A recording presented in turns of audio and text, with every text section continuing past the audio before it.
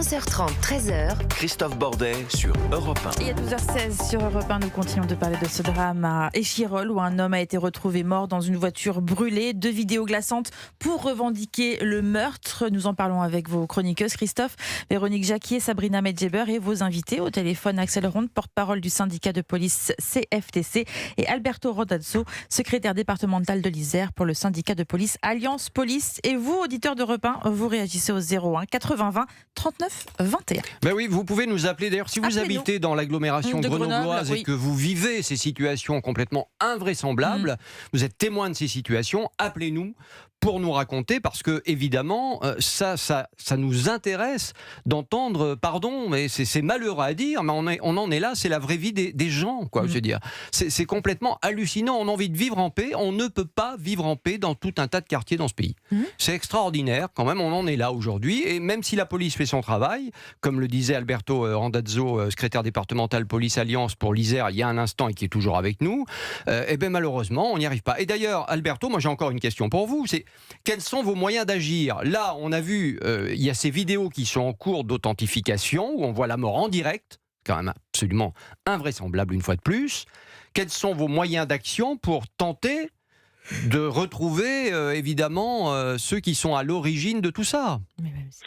Écoutez, mes collègues des services d'investigation procèdent actuellement probablement à des vérifications, à de nombreuses investigations pour essayer de vérifier l'authenticité de toutes ces vidéos probablement.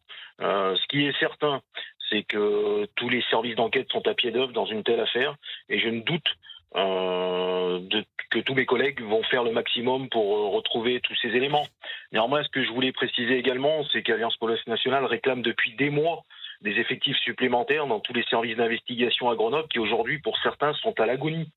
C'est-à-dire à l'agonie. C'est-à-dire que les services d'enquête grenoblois sont toujours en sous-effectif. Nous réclamons depuis des mois des apports d'effectifs pour ces enquêtes qui deviennent de plus en plus importantes et de plus en plus violentes. Nous réclamons également depuis des mois des effectifs supplémentaires sur la voie publique afin que de travailler en sécurité, d'être plus présents sur ces secteurs difficiles, tous ces secteurs où du trafic de drogue a lieu. Alberto Randazzo, merci pour ces explications, en tout cas, parce que vous êtes au cœur du problème, puisque vous êtes en Isère, évidemment. Merci d'avoir été avec nous sur Europe 1. Axel Ronde, porte-parole du syndicat de police CFTC. On le voit en Isère, la situation de ce matin est absolument dingue, une fois de plus, avec ces vidéos particulièrement choquantes. On a du mal à y croire, hein, pour ne rien vous cacher. Moi, quand je les ai vues cette nuit, juste avant de venir à Europe 1, j'avoue que j'étais vraiment choqué par les images que je pouvais voir. J'ai pas l'impression, je le redis, qu'on ait beaucoup vu ça jusqu'à présent sur les réseaux sociaux. Je sais pas si vous les avez vus, Axel Ronde, ou pas, mais c'est le sentiment qu'on a, cette violence.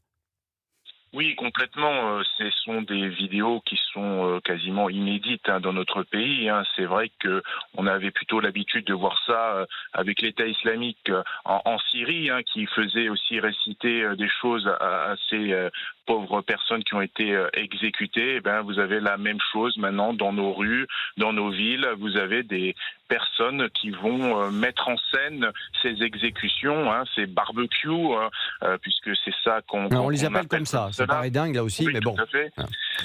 Ça vient de Marseille, mais on voit bien que c'est tout le territoire national qui est touché par cette mafia, par ce narco-terroriste, puisque finalement c'est du terrorisme. On veut faire peur aux gens, mais on veut faire peur surtout aux personnes qui sont dans le trafic de drogue, qui doivent choisir ses bons partenaires. Donc on est vraiment dans quelque chose, d'inédit dans la communication. On voit qu'il s'applique de plus en plus sur une communication à destination du grand public maintenant.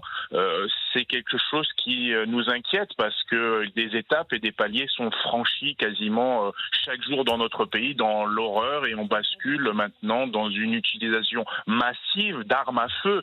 On n'est plus dans les couteaux, comme on pouvait, on s'horrifiait il y a quelques semaines sur l'usage des couteaux. Maintenant, c'est sur l'usage d'armes de guerre que nous constatons de plus en plus. Et on tire la sonnette d'alarme parce que sur des armes de guerre, c'est extrêmement compliqué, nous, policiers, d'intervenir. Il va falloir qu'on nous redonne des moyens particuliers parce que ce n'est plus possible. Il faut déclarer l'état d'urgence dans certaines zones. Il faut pouvoir mettre en place une loi d'exception. Il va falloir qu'on récupère tout ce type d'armement qu'il y a caché dans certaines zones. Que policiers, nous avons identifié, nous identifions les endroits. Parce que la police de proximité, c'est vous savez quand même, criminalité qui gère ça. Vous êtes aux premières loges, et d'ailleurs, on va continuer d'en parler avec vous, puis avec Sabrina Medjeber également, et Véronique Jacquier. D'ailleurs, Sabrina Medjeber, bon, on entend là Axel Ronde qui dit oui, c'est vrai que c'est assez inédit ce que l'on voit là pratiquement en direct. Voilà. Mais depuis des mois, on nous dit que la politique qui est menée contre la drogue permet quand même une lutte qui est assez efficace. Là où il y avait 10 points de deal, il n'y en a plus que 2. Enfin bon, etc. On mène des actions XXL, on déploie tout d'un coup des policiers à n'en plus finir. Bon, et puis au final, on s'aperçoit que les dealers vont de plus en plus loin. Allumez votre micro, voilà. C'est en effet inédit de voir qu'aujourd'hui le sacrificiel devient une gloire par les réseaux sociaux, de voir quelqu'un filmer, en tout cas quelqu'un filmer un récit prêt à mourir parce qu'il se serait visiblement trompé de patron, si j'ai bien compris. Ça, c'est un fait qui est en effet inédit. Mais dans le fond, vous avez raison tout à l'heure quand vous parliez de la politique, c'est un problème qui est protéiforme. Vous avez, si on prend le cas de Grenoble, moi je me souviens d'Éric Piolle par exemple qui avait encouragé une association à diffuser une pièce de théâtre qui s'appelle Les copains d'en bas. Comment apprendre à vivre dans un point de deal. Donc c'est un père qui avait refusé les caméras de vidéosurveillance et qui s'était moqué justement de ce système-là en disant je vais les renvoyer à Christian Estrosi à l'époque. Éric Piolle fait partie de cette gauche, de cette extrême gauche qui encourage et qui légitime la violence dans les quartiers. Elle fait partie Éric Piolle fait partie de cette gauche qui, encore une fois, n'a pas du tout la volonté politique de mettre un terme à ce narcotrafic qui, en plus de gangréner le territoire, parce que c'est près de 300 000 personnes qui travaillent dans le narcotrafic, c'est 15 000 mètres carrés d'espace, c'est un chiffre d'affaires de plus de 7 milliards qui rentre dans le PIB, eh bien vous avez des politiques aujourd'hui à gauche et à extrême gauche qui font le jeu des délinquants. Ça, c'est la première des choses. La seconde des choses, moi je me souviens de Dominique Laurence, qui était la procureure de Marseille, à la tête de 56 magistrats, et qui avait parlé déjà en 2024 de narcomicide. Elle avait mis en alerte sur cette espèce de terrorisme des caïds qui recrutent une jeunesse pour passer à l'acte, qu'elle paye sous forme de contrat pour exécuter un membre rival ou un clan rival d'un autre clan sur l'acte, ou en tout cas le périmètre d'un point de deal. Donc nous y sommes. Il y a une jeunesse qui est de plus en plus violente. L'Office central de lutte contre la criminalité organisée dit que 80% des règlements de compte sont liés au trafic de stupes. Vous avez le patron de la police judiciaire de Paris qui a dit qu'entre 15 et 25 ans, c'est 65% d'entre eux qui commettent ces actes-là. Donc il y a une juvénilisation de l'ultra-délinquance, du narcoterrorisme, comme l'a dit tout à l'heure Axel, qui devrait normalement inquiéter le président de la République, mais lui préfère parler de bouteilles d'eau et d'écologie que de se soucier, de cette inquiétude grandissante et mortifère. Véronique Jacquier, je vous pose la même question, mais moi je vais vous dire, j'en veux quand même aux politiques globalement, et depuis 30 ans ou 40 ans, parce que finalement, le trafic, on sait qu'il est international. Est-ce qu'on a vraiment lutté contre ça, contre le fait qu'il y a de la drogue qui entre au port du Havre pratiquement tous les jours? Est-ce qu'on a fait vraiment le nécessaire? Non, on n'a pas fait le nécessaire, mais surtout on s'est réveillé bien tard. Effectivement, cette question des narcomicides, cette question du narcoterrorisme, ça fait à peine 4-5 ans qu'on emploie ce vocabulaire. Alors en fait, les trafiquants de drogue ont toujours 2 ou 3 coups d'avance finalement sur l'État français et même, si j'ose dire, malheureusement, sur les policiers. Mais quand vous parlez des politiques, parce que on incrimine le Éric Piolle qui fut maire de Grenoble, mais la maire d'Échirolles, c'est Amandine Demort qui a été largement réélue en mars dernier. C'est une divers gauche qui ne veut pas incriminer les consommateurs de drogue, mais qui quand même estime évidemment qu'il faut donner les moyens aux policiers municipaux, qui mise sur la vidéosurveillance, mais il n'en faut pas trop. Elle dit qu'il faut quand même que l'État prenne sa part. Et je pense qu'elle fait partie de ces élus qui sont complètement débordés.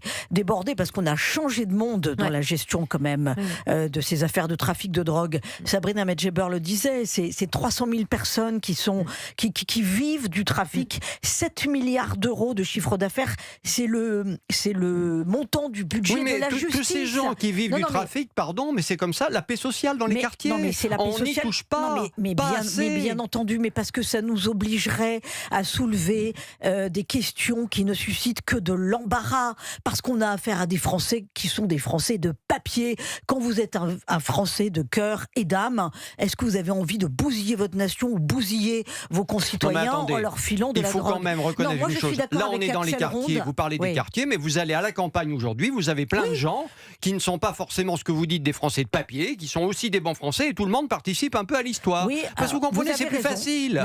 C'est plus facile que d'aller travailler le matin, de se lever à 6h du matin pour aller bosser et pour gagner 1500 balles par mois. C'est ça le sujet.